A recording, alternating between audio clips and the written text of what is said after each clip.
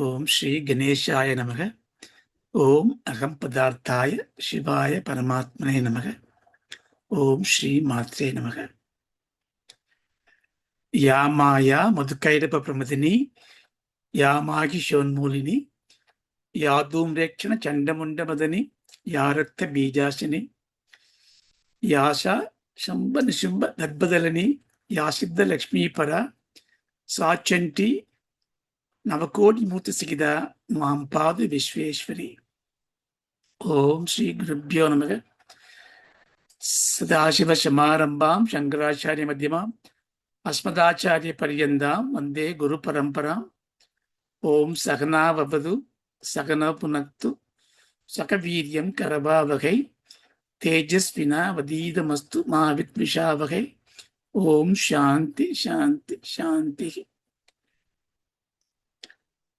Om Aingara Hrinkara Ragasya Yukta Shrimkara Gudartha Mahavibhutya Omkara Marma Pradibadinibhyam Namo Namah Shri Guru Padukapyam Bindu Trikona Vashikona Dashara Yugma Manvashranakatala Samyuga Shodacharam Buddhatrayam Cha Tarani Sadanatrayam Cha Shri Chakrame Dati Uditam Paradevadayaha Bhumos Kalita Padana Bhumireva Valambanam Tvijada Aparadhanam Tumeva Sharanam Shive.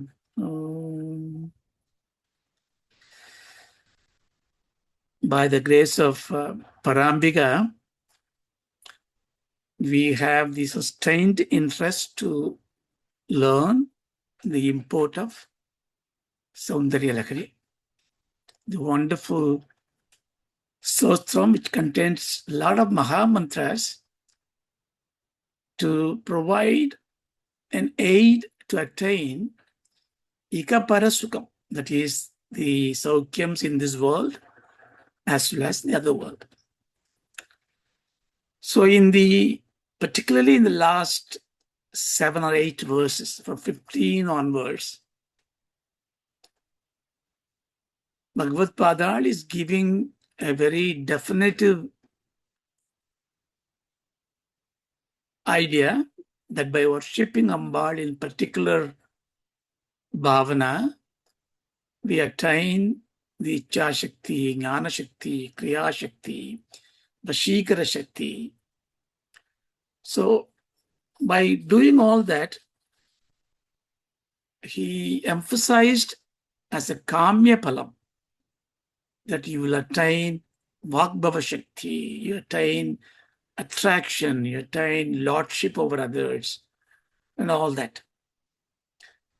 And strangely, on the 20th verse, he introduced an example of Siddhi. The Siddhi is a mystical power that you attain by the grace of God. In that situation, the context is that you attain the power to heal from all the poisonous infections. Garuda Mantram is being applied into the stotuṃ in a way, by reciting it, you attain the power to heal yourself from the poisons, as well as with your mere look, others. Of course, we don't look for this kind of mystical powers. This is not what we want. We never ask for it. Even the stotra doesn't say, give me that power. But it is, the power comes to you. This is the insight of all these mantras, because to attain the supreme truth, there is a process. The process is called life.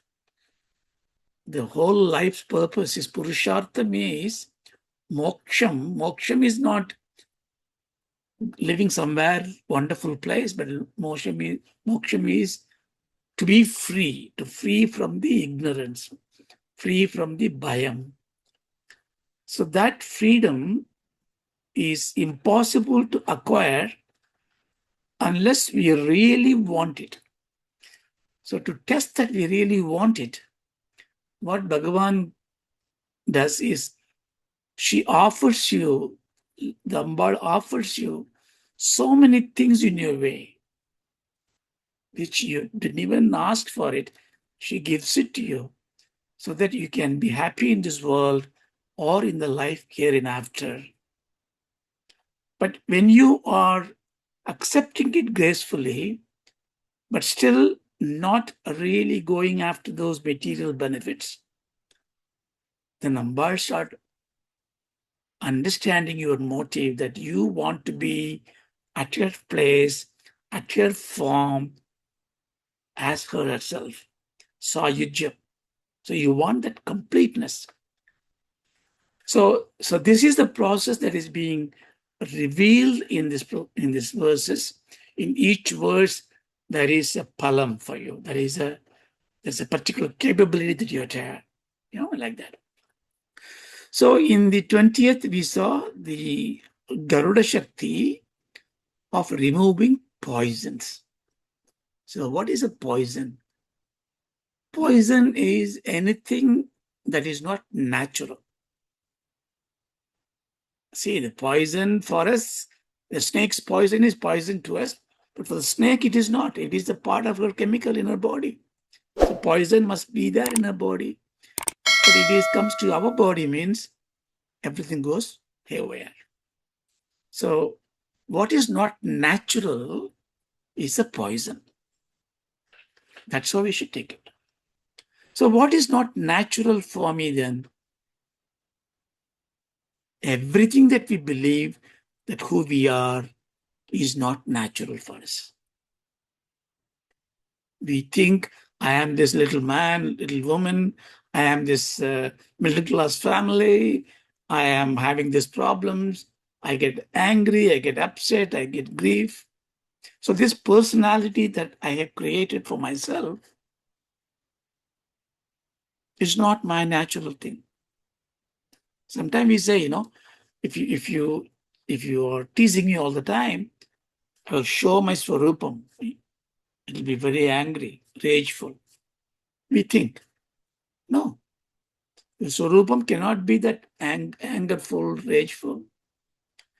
So what happened? Why am I not knowing who I really am? That's because your jnanam, your avidya. Avidya is ignorance. Ignorance by ignorance sake is not a problem. We all born ignorant. A child is born ignorant. Ignorant means not knowing what is what. And most importantly, doesn't know her own personality. It is we who inculcate her to say, look, you are my daughter, my son, your name is this and that. You can be that, you can be this. So we create and mold a personality development course for him or for her. That's fine because we need to live in this world. But it is not what your natural identity is.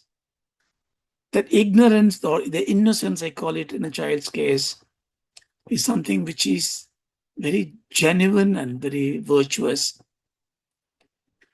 But it is not knowledge. So this is called ajnanam. Ajnanam means lack of understanding the truth. Ignorant. Innocence is very nice word. Ignorant means what? Ignorant, if you take a verb of it, ignore means what? No, he ignored me, she ignored me means she deliberately ignored it. Knowing that you exist, she ignores you. So ignorance is that knowing there is a truth about you, you don't want to know about it. That's why ignorance is very violent act. If you ignore somebody, you are being violent to them. Psychologically, is it not? Same way, ignorance is because you are ignoring your true nature, you are being aggressive on you to create something else. So the ignorance has to be cured. So that is a disease, that is a poison in us. But there is something else called viparīta-jnānam. Ignorance is ajnānam. Ajnānam means not knowing. Something called viparīta-jnānam. Viparītam means misapprehension. That is very dangerous. If you believe something which is incorrect to be correct, then it's very difficult to correct you because you have a belief system. So our whole life is built on this belief system with viparīta-jnānam. So what about all my studies? I did PhD, I did my MBA and all that. Yes, you did all that for your transactional life of built on this ignorance. That's fine. That's why it is not called vidya, it's called avidya. My PhD is in avidya, yes. My training is avidya, yes. It has become vidya when it is going to remove the ignorance of who you really are. And what is that vidya? It's called Sri Vidya. The Sri means Brahman, the truth. Vidya is a path that takes you to the truth. Therefore, Sri Vidya is the cure. Now, therefore, if you take this understanding, when we go back to the 20th verse, when we studied, I'm going back because I want to build a context. So, the poison in me that causes the diseases of grief in me, and if I need a cure, the cure comes to me by Ambal. That's what the 20th verse says. The Garuda's power comes to me, and I can also cure others. It is not just the physical cure of an ailment, but it is also the psychological cure of your grief. That means I am having a medicine to remove my ajnanam, my viparīta-jnānam. What is that medicine? The medicine is knowledge, jnanam. What is the knowledge? That the 20th verse did not tell you. The 21st verse, which we saw, which is on the last class.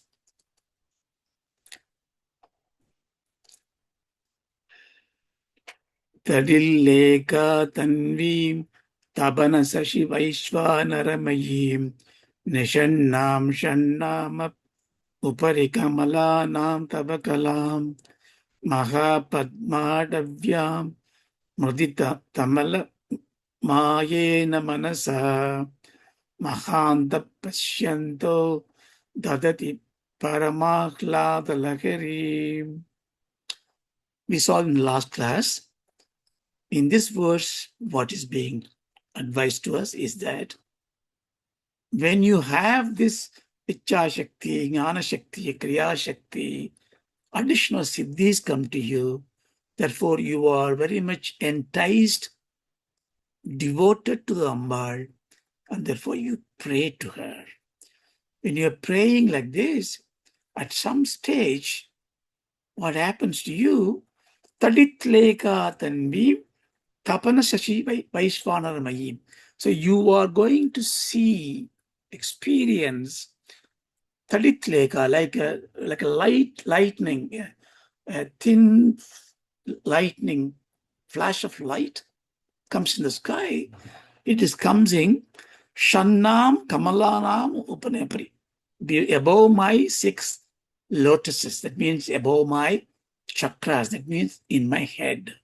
I'm going to see this lightning. Nishannām. What is the lightning? Tava, sada, kalam. So that is your kala. The kala is going to come. Ambal is going to come in the form of lightning. That's what the poetry says. But it is going to stay on your thing, provided you insist on it. How am I going to see it? You're going to see with the mind, mritita malamayena. Your mind is free of malam, mayam. Malam means your ajnanam, your asha pasham, your kama krodha lobha moha manmacharyam. So I have a pure mind, and therefore I have a desire to know.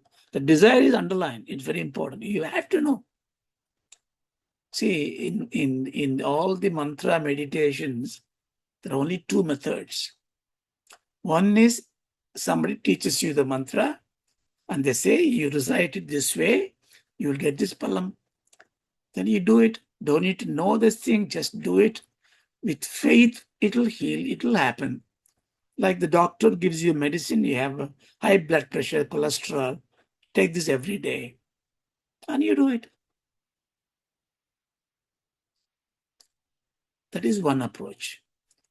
There is another approach is where that mantras, when you recite like this, and someday you wanted to know what is the import of it, what it contains. So when you know that, then you go to the Guru and the Guru teaches you. Then you still continue with the mantram. Now your mantram is no more a sadhana. Sadhana means a means. When you don't know the meaning, you recite the mantra to get the attention of the God. So mantra is a means. But when you know the mantra is the end itself. Because the mantra, the meaning, when you read the meaning, the mantra is God. Mantra rupena. Then when you recite the mantra, you are not trying to entice the God, but you are experiencing God. See, that's the difference. That's the reason why at some stage we have to understand the meanings, especially all the profound mantras, stotras of rishis. So when you do that. So when you have that kind of a tendency, your mind is mritimala mayena manasa. Then you become a mahantara. You become a jnani, or you become a seeker. Now, when you are seeking like that, in the 21st verse, it said, you will see the lightning like that on your head. In fact, it did not tell you very clearly, but we discussed in last class. You see it in the Ajna chakra, a temporary lightning. This is just a metaphor, okay? Don't therefore look for a light to come through. It means an eureka moment, Now, when you are trying to solve a problem, you're trying to solve a chess, you are playing a chess or a bridge, or you're solving a Sudoku puzzle or a crossword, you're thinking about that thing and then it comes to you. And it comes to you, that intrinsic joy that you have, the light you have. You can't explain it, right? Now imagine that kind of a revelation happens about everything in this world. When it happens to you, that light, and the light is very, very precious light that happens to you. That's what he said. And then we said, when it happens, you attain parama āḥlāda-laharīṃ. Āḥlāda means ānanda-laharīṃ. You are in absolute bliss. Now we come to the point of wondering, I just innocently come and learn Soundaryalahari. I'm reciting it with devotion. I never even know that there is an absolute bliss. I never even know there is a siddhi to have the power to cure diseases. But all this is coming. That means I don't need to ask for it. So this is the insight. Of course, you can ask for things. Don't mistake me. I'm saying don't ask to God. Sometimes we say with sort of innocence, but there's a tinge of arrogance. We say, why should I pray to God for anything? Because God must know what I need. We somehow bring God to a position of a servant, He must know what we want and serve it to us. No. God knows what you want, what you don't want, what you're going to have, what you will. Everything God knows it, but He's not a business to interfere in your life. It is you who need to ask. Asking is important. In Bible says, knock the door shall be open. But in Sanatana Dharma, the door is always open. You just have to see. So it is right to ask. Unless you ask for it, only seekers become the seers. And you ask with such a vengeance, such a eagerness, such a stubbornness. Don't give up. In a job, you want a promotion, you want to ask the manager. Manager doesn't want to give you, your ego hurts, you don't want to do it, that's fine. Even between father and a daughter, or a husband and a wife, sometimes we don't share openly. We don't, because there is an element of ego. I asked for this, he didn't buy me, or she didn't cook for me this, or whatever. But in God, you have no inhibition. That's why, you think about anything that you want to reveal, who do you reveal to? Not even to the doctor, not even to the solicitor, lawyer, not even to the mother, not even to the husband, wife, but to the God. Because God is not different from you. It is in you. Therefore, you must seek. Now, the point I'm trying to say, in all these verses we saw, we didn't ask for it, but there is a prayojanam, palam coming through. So now, in the 21st, we saw, I become, with absolute bliss I am going to be in. That means I'm liberated there. Yes. How did I liberate? I didn't ask for a liberation. Now, the next verse, which we're going to see now, of the answer to that.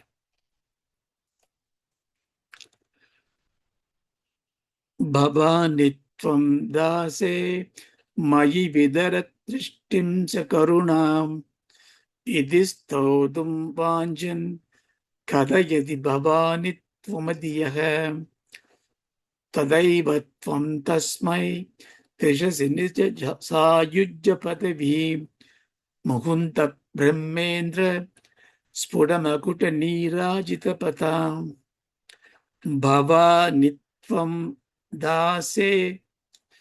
He's saying bhavāni tvam dāse mayi vitara dṛṣṭiṃ sakaruṇā iti stotuṃ vāñchan kathayati bhavāni tvam iti yaha tadaiva tvam tasmai diśasi nija-sāyujya-padavīṃ Mukunda Brahmā Indra sphuṭamakuṭa nīrājita-padām. Very beautiful verse, and this verse even praised by Mahapariva of Kanchi. And also in the Yoga Margas, this verse has got the yantra of the complete Sri Chakra. Therefore, this is very special mantra. And we know why, if you know the meaning of it. So what happening here, very simple verse, but very profound meaning, where Bhagavad Pada is telling us about a devotee who he has been using all the time, who has got all the powers from the Amba's grace, and he became a Jivan Mukta in the last verse. And the reason for that is this. What is this? Bhavāni tvam dāse mayi. The devotee is calling the Amba. Hey Bhavāni. See, when I say Bhavāni means it's a shabdam, that is the name. But Bhavāni means, it means hey Bhavāni. He is calling the Bhavāni. Hey Bhavāni.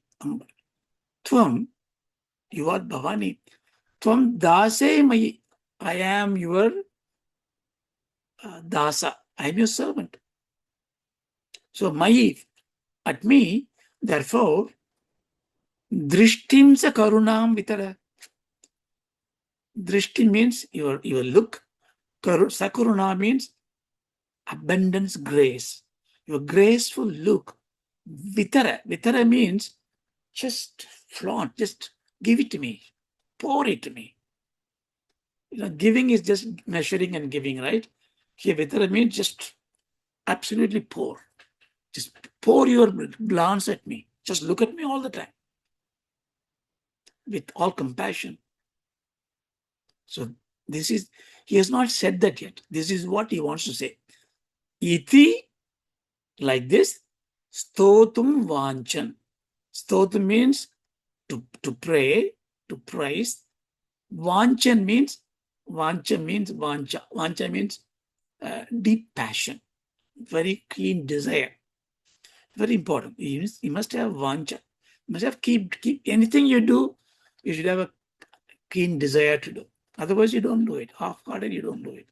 And especially when you do prayers, it's not like reciting thousands of mantras without knowing it.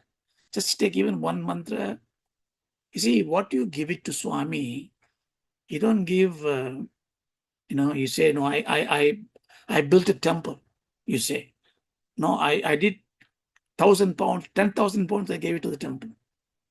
I give annadhanam, I give golden ornament to Ambar. I do naivedyam. All that is fine. But all this that you give, you think it is yours, you give. It's not yours. Everything is somebody else's. You just have a little incremental attachment to it. How did I make money? Because I studied. How did I study? Somebody taught me. I work, I get money, but therefore it is always built on somebody else. I right now tell you something about Soundaryalahari. How do I know? Somebody told me, somebody taught me. So every time you stand on somebody's shoulders, therefore you have no credit to take. You don't own anything to give. Therefore, saying I give to God or gave to anything is not correct. So what can I give it to God? So when you love somebody, you should give them the best.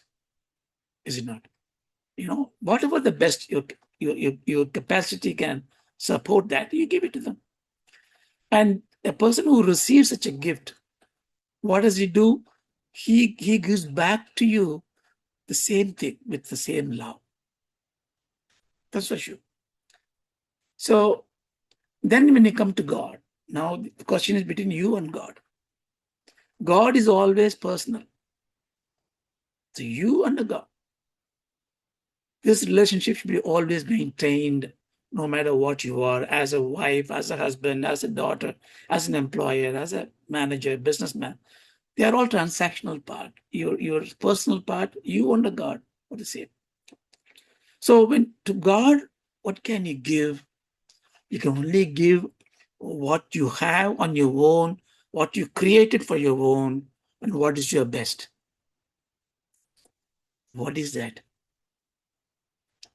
There's only one thing. There's only one thing you created for yourself, that only you can own it. That's the only thing you can sacrifice. Nothing else is yours. Nothing else has got everybody's contribution to it. And what is that one thing? It is the feeling of I, my ego, my world, my personality.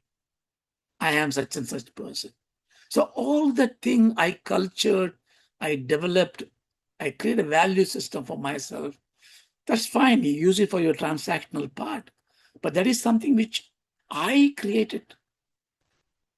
My father and mother gave me my body, but I, the one, created myself into who I am. That you give it away. What does it mean? That means you surrender. What kind of surrender? Total surrender. Why total surrender? It means you are giving yourself. When you give yourself, what else you have to give? Nothing. You become a nagnan. Nagnan means you become completely nude, naked, nothing else you have. It's called nyasam. Nyasam means giving up. Sannyasa means completely giving up. So you are truly a sannyasi when you give up yourself to God. That's why it's called a sannyasa dharma.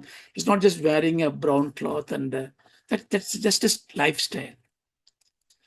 Now, all that you do with the vāñchan. So here, this devotee is thinking in her mind with vāñchan, hey, Mother Bhavani, look at me with your compassionate eyes. Kathayati. Kathayati means he says with eloquence, with perfectly. So he's starting. So he starts like this. Bhavāni tvam iti. Bhavāni you. So he says in Sanskritam, Bhavāni tvam. See, he did not finish the sentence. Even that time itself, tadaiva. Tadaiva means at once. Tvam. Now Bhagavad Pada is telling number. See, this is the beauty of this kind of stotuṃ. Here, see, sometimes when you read a poetry, a prayer, the poet is describing the God. God is beautiful. He's on a 7 hills. He's wear this golden crescent and all kind of stuff. It's interesting to read. So you read about the God. But when the poetry is a conversation between the poet and the God, he says, you, me, our relationship. I told you this, you told. Now, when you read a conversation with God, you are not reading about God, you are reading God. Is it not? So here, this is like this. So he's here. Tvam, Bhagavan says, tvam, Ambal, you, tasmai. Tasmai means for him. What do you do? Diśasi, nija-sāyujya-padavīṃ. So you have given him, diśasi means you give it, second person singular, you give it to her. You gave what you gave? Nija-sāyujya-padavīṃ. Nija means within self, Sayujya means moksham. That means within himself, he knows you, he becomes you. How is it possible? Yes, you made it.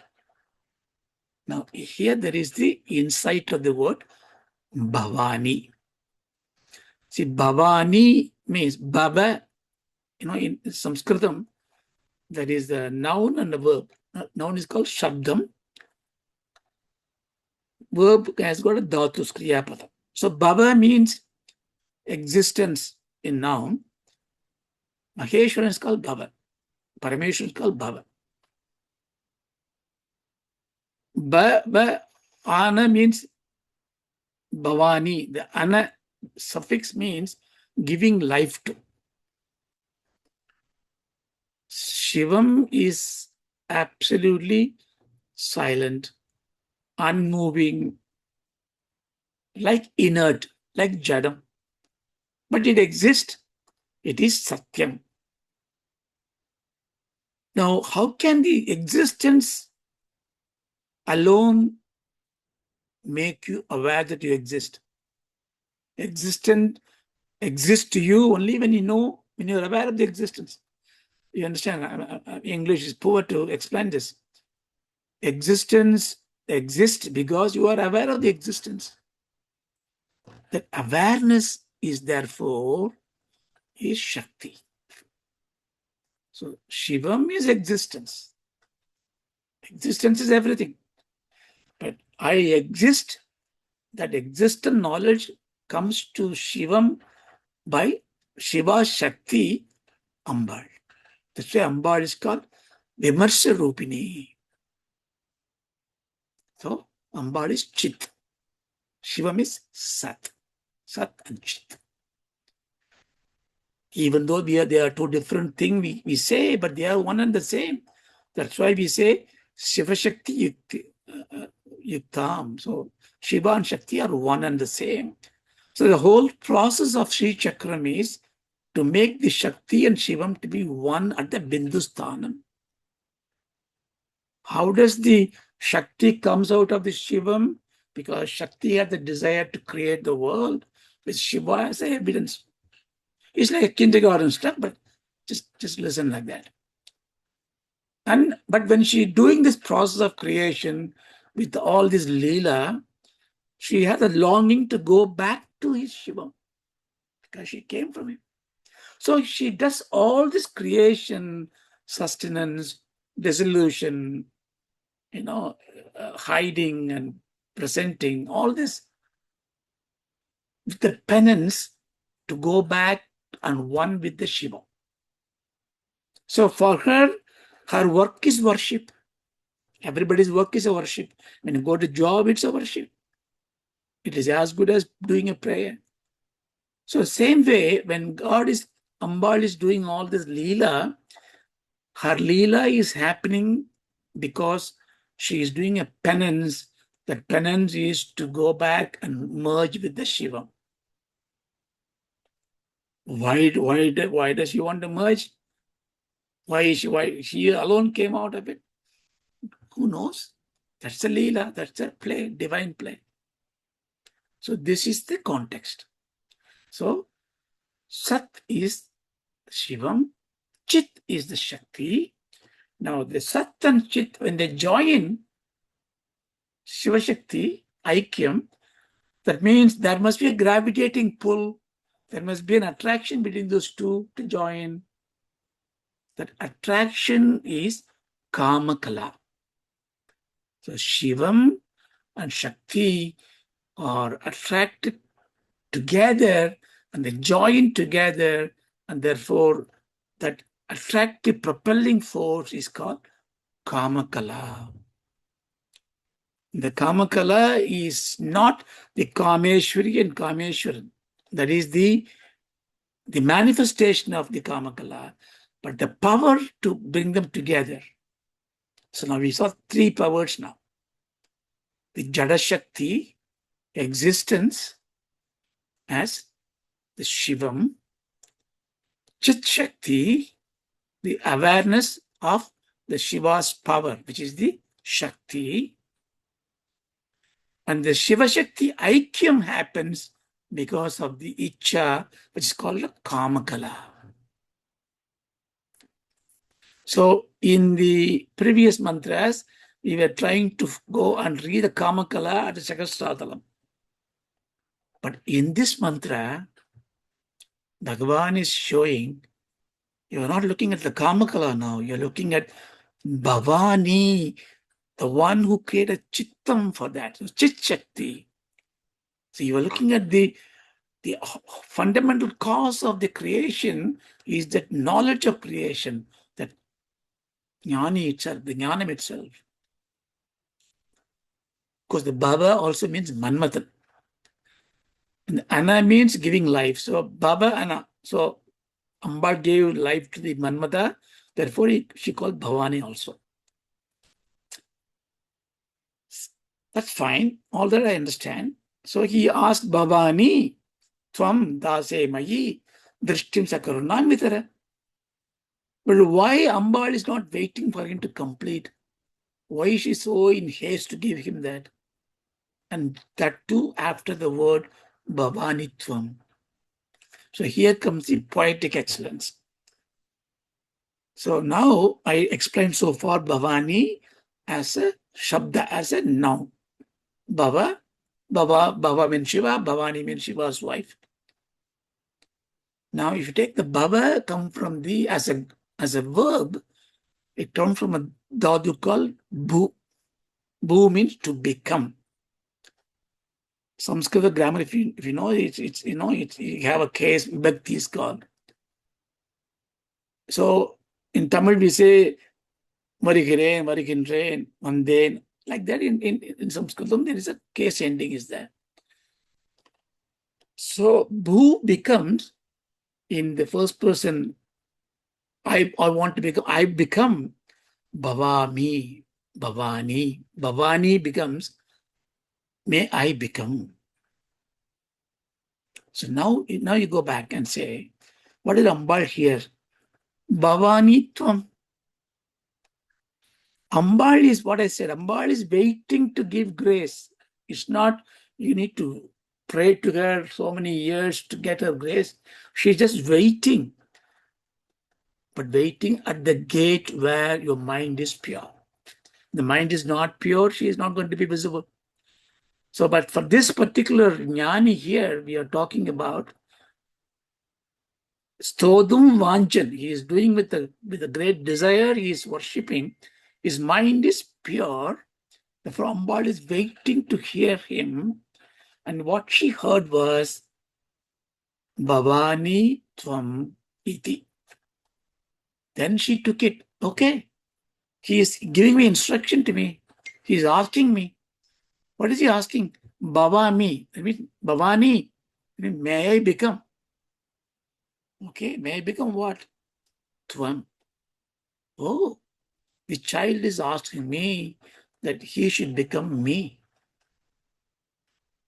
That means the child is asking for the ultimate sāyujyam, to know the truth that I am no personality, that I am you, you are me.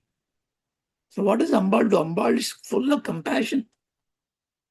Granted, immediately, even before he is asking for anything else, he become Ambal. What does it mean? He becomes completely fulfilled. He has no desires, no fear. He doesn't even pray anymore. Everything is happiness. Everything is so on. See, this is the process you go through in the spiritual process. You know, when you go to the gym, when you do the bench press, your shoulders become, chest becomes bigger. Or you run for, 10 hours or 10 minutes a day. In 10 days, you become fitter for running. So there is a physical change happen. Or even when Kamya-padan, I go to the temple, I do 10 pradakshinas, I get what I want. It's all fine. But in a spiritual way, you don't gain anything.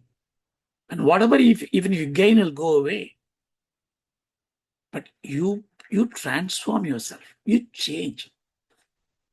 That change is permanent. Why I say change is permanent? Actually, change is the wrong word. You don't change. The thing that you really think you are is not anymore. So all the falsehood falls. That's why when you are in a kind of satsang, when you develop this attitude to spiritual learning, you become pure in your heart without you knowing it. Even a small white lie hurts you. You become compassionate, Even the people who you normally used to see as a competitor, enemy, you see goodness in them. You're able to differentiate from a bad act from a person. The person is not bad. The person can never be bad. So how do these changes happen to me? I didn't go for any particular counseling. But what happened is, this happens when you are in the company of spiritual teachers, spiritual learning, and reciting slogas like this. There's not a logic needed for it, because the logic is very simple. When there is a light near the darkness, darkness goes away. Light does not do any act of driving, grooming away this darkness. Darkness naturally disappears when there is light. Therefore, same way, when the Ambal's grace comes there, it just goes away. So this is what happened. So Bhavāni tvam. That's another way also look at it. When you take Bhavāni tvam together, the tvam suffix, if you are very rich, you have a lot of niti in Sanskrit. Niditvam, vidyatvam. Anything you have, the tvam will add that an adage to it, a personality to it. So Bhavāni tvam means being like Bhavāni.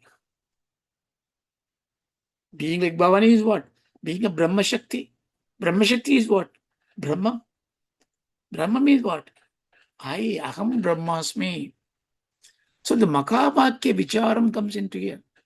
So without knowing, so what it all means is that Ambal is the Guru. She is the Guru.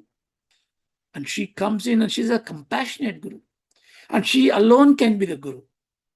This is very important to understand. Why? Because in the finest of things, when Shivam is Sat, when Ambal is a Vimarsha Rupini and becomes the Chit Shakti of Shivam, she is the consciousness of it. They are not two different things, a different name. The consciousness is that. So what can teach? Only consciousness can teach. What can learn? Only consciousness can learn. When I am saying something now, you cannot learn what I say unless you are aware what I am saying. Awareness is not knowledge. Understand? I am aware of my knowledge. I am aware of my stupidity. I am aware I don't know. So aware is not this knowledge. Aware is awareness, consciousness. So that is beyond thought. It is your swaswarupam. So all this is trying to tell you, you are that awareness, you are that lightning. And if I am that awareness, okay, I may be a little awareness, Ambal may be big awareness. Because Ambal is God, I am just... You cannot say that. So take a small pot, a earthly pot. And then there's a big pot. So I say, bring those pot to me. So you bring those pot to me. The pot is empty. So now if I ask you in the small pot, what is inside? And you'll say space. Is this a space here, or when you have the pot from there, is the space from there? Did you bring the space from there here? Like bringing water from there to here? No. I just bring this pot here, the space is always there. Oh, this is a big pot. So you got a bigger space. Well, inside the bigger pot, it's a bigger space. But pot has nothing to do with the space. You think pot is in the space? No. So when you look at the pot, inside the pot, there is a space. So space is in the pot. But where is the pot? Pot is in the space. So space, in that there is a pot. In the pot, there is a space. If I remove the pot, I break both pots, small pot and the big pot. What happened to the space? Was there a small space here and big space here? Space is one.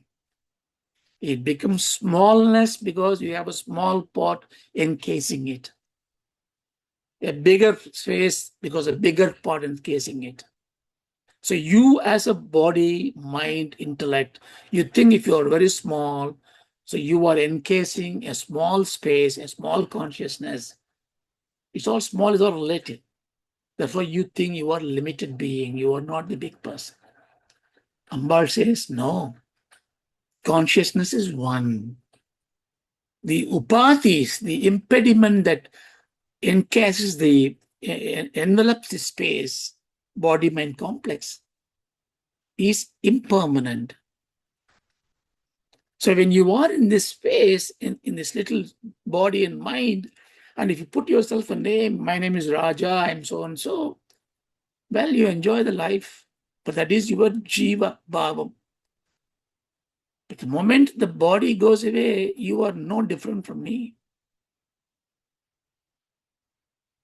Therefore, it is very natural to ask the question to Bhavāni, Bhavāni tvaṃ. So, even though the devotee doesn't understand this, he made it with a sincere plea, so Ambal gave it. How does she give it to him?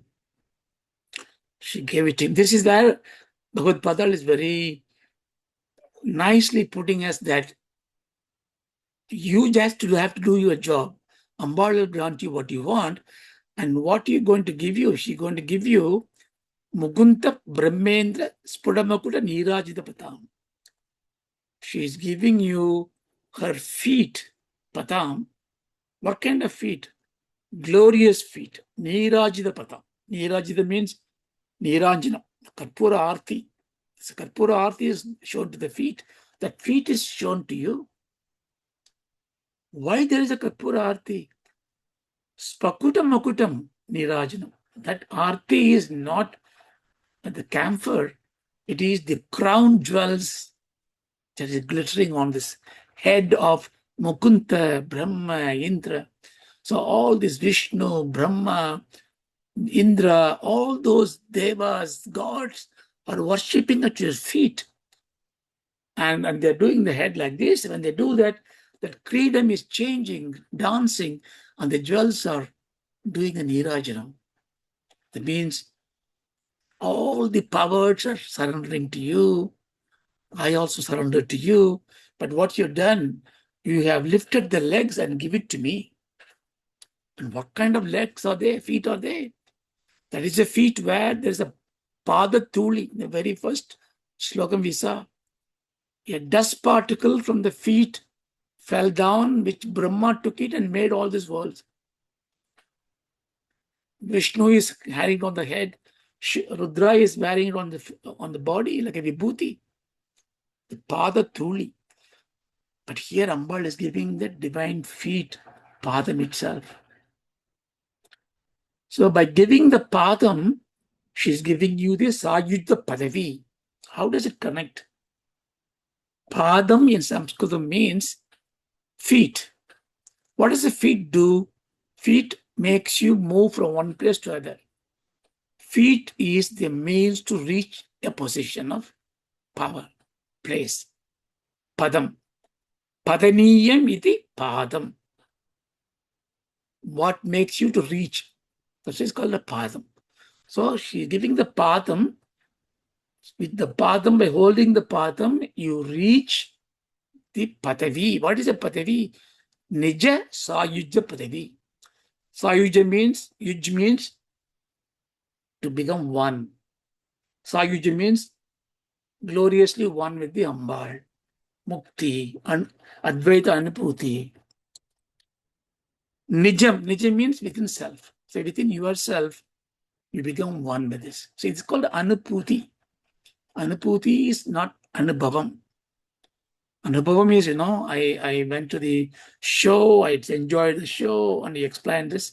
I had a beautiful dream, he explained this.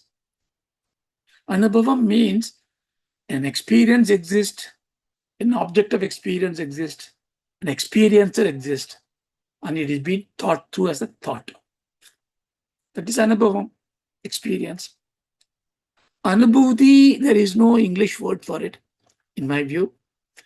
Anubhuti is where the experienced object, experiencer, all become one and the same. There is nothing to experience, nothing to say that you're experiencing it. You don't even know it. Sometimes you are there, you're reading a book or enjoying some moment in life for whatever occasion, and for a fraction of a second or a few minutes, you just lost yourself. You close your eyes, or whatever. And somebody looks at you and say, hey, what happened to you? I don't know. Even if you try to say something, now you are trying to explain it with words which you cannot explain it, because it is an anubhuti. But anubhuti is actually used when that experience, that blissful state that you attain, is within yourself. Nija-sāyujya-padavīṃ. So this moksham is not something beyond our reach. It is there every day.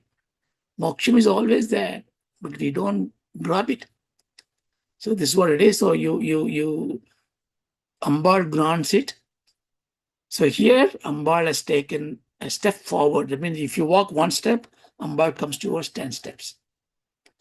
What we have to do? Very simple. Vāñchan. Have vāñchan. Have the deep love, deep desire to pray. And whatever you pray just for Ambal's divine feet, nothing else. Because she knows what you want. If I give it to my a young child, you want a lollipop or a gold coin? She's going to go for a lollipop. So Ambal gives what you need. So that's how this stotuṃ ends.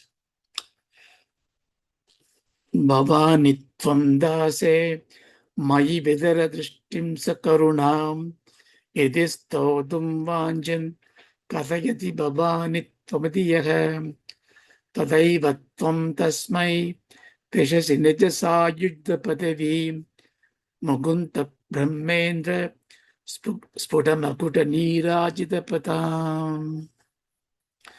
Om asato ma sadgamaya tamaso ma jyotirgamaya mrityo ma amritam gamaya. Om shanti shanti shanti. Harihi Om tassat. Brahmārpanamastu. Very nice, Raghuji. No problem, ma'am. By telling Have you, a safe trip. Huh? Ma'am? I'm going to wish you a safe trip. Yeah, And definitely. see You too. September. Yeah, enjoy it, and I will hopefully see you in the end of August. Take good care. Okay. Bye-bye. Bye. Yeah. Okay.